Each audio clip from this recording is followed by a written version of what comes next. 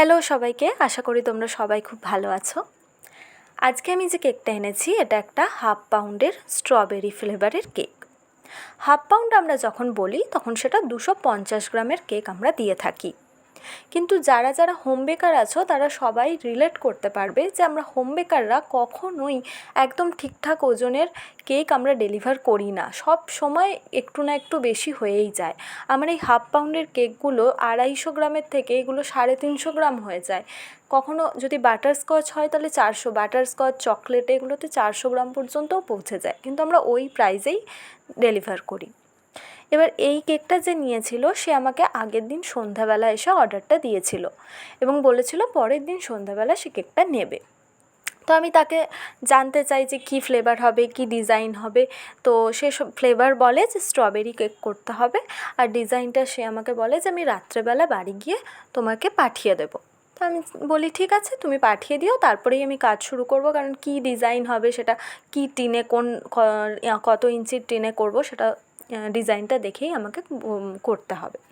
তো আমি রাতে ওয়েট করি, রাতে কোনো মেসেজ আসে না, ফোন আসে না।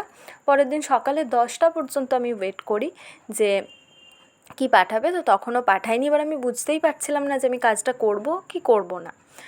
এবার আমি যেহেতু আগেও বলেছি আগের ভিডিওগুলোতে যে আমি স্ক্র্যাচ থেকে কেক বানাই, আমি প্রিমিক্স ইউজ করি না, তো তাই জন্য আমাকে একটু আগে থেকেই বানিয়ে রাখতে হয়, স্পঞ্জটা একটু আগে থেকে বানিয়ে রাখাই ভালো। এবার আমি তখন 10টার সময় তাকে ফোন করি যে অর্ডারটা কি কনফার্ম করব না ক্যান্সেল করব। তো তখন তার বাড়ির হয়তো কেউ ফোনটা ওঠায় এবং সে আমাকে বলে যে এখন তো নেই, ও বাড়িতে ফিরুক তারপরে আমি ফোন করতে বলবো। আমি ঠিক আছে। আরও আধ ঘন্টা ওয়েট করার পর সে আধ ঘন্টা পর ফোন করে এবং আমাকে একটা ডিজাইন পাঠায়, যে ডিজাইনটা আমারই করা একটা কেক, আগের করা, যেটা ফটো আমি দিয়েছিলাম। তো সেই কেকটাই বলে যে তুমি এটা করে দিও। ঠিক আছে। এবার সেই মতো আমি কাজ শুরু করি। তোমরা দেখতেই পাচ্ছ আমি স্ট্রবেরি লেয়ারিং করে ক্রিমের মধ্যে পিঙ্ক কালার মিশিয়ে ফাইনাল আইসিংটা করছি। এবার এটা কমপ্লিট করার পর আমি তোমাদেরকে এই ভিডিও শেষেই অ্যাটাচ করে দেবো যে কোন ডিজাইনটা দেখে আমাকে দিয়েছিল আর এই কেকটার কত গ্রাম ওজন এক্স্যাক্টলি হয়েছিল। তো সন্ধ্যাবেলা যখন ওরা কেকটা নিতে আসে তখন কেকটা ওখানেই ওরা খুলে দেখে বলে যে কেকটা তো একটু ছোটো মনে হচ্ছে। তো আমি বলি না, এই মাপেরই আমি 1/2 পাউন্ড কেক এই মাপেরই আমি করি, আর তুমি যে ফটোটা আমাকে দেখিয়েছিলে ওটা সেম ছিল। তো তারা তখন আর কিছু বলে না, চলে যায়। 5-10 মিনিট পর আমাকে আবার ফোন করে বলে আমরা কেকটা নেব না, তুমি কেকটা নিয়ে নাও, আমাদের টাকাও ফেরত দিতে হবে না, আমরা এই কেকটা নেব না। এবার আমি তখন তাকে বুঝিয়ে বলি যে দেখো আমার তো দোকান নেই, আমি হোম বেকার, আমি এই কেকটা নিয়ে কী করব। তো বলে তুমি বিক্রি করে দাও। বললাম এইভাবে আমি এখন বিক্রি করতে পারবো না, কারণ আমার দোকান হলে আমি হয়তো নিয়ে নিতাম, কিন্তু এখন আমি রিটার্ন নিয়ে কেকটা আমাকে নিজেকে খেতে হবে, আর পুরো টাকাটাও আমার লস হবে, আর যেখানে আমার কোনো ভুল নেই, আমি এই মাপেরই দিই, তোমরা দেখেই নিয়েছো।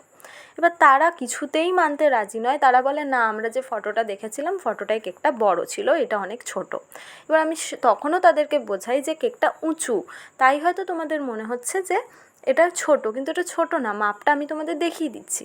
তারা কিছুতেই বিশ্বাস করে না, তারা কিছুতেই তাদের মতে যে না কেকটা ছোট, এবং তারপরে আমি আর বেশি ঝামেলায় যাইনি, আমি টাকা ফেরত দিই এবং কেকটা নিয়ে নিই।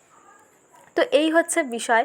তো কাস্টমারদের, হ্যাঁ, আমার একটা ভুল হয়েছিল যে আমি জিজ্ঞেস করে নিইনি যে কেকটা উঁচু করব না ফ্ল্যাট করব, আমি এটা সাধারণত জিজ্ঞেস করে নিই, আর ঠিক যেইটাতে জিজ্ঞেস করিনি সেইটাতেই গণ্ডগোলটা হয়েছে। এই দেখো তোমরা দেখতে পাচ্ছ এখানে মাপটা 379 গ্রাম হয়েছে কেকটা, আর এইটা ছিল যে কেকটার ফটো আমাকে পাঠিয়েছিল।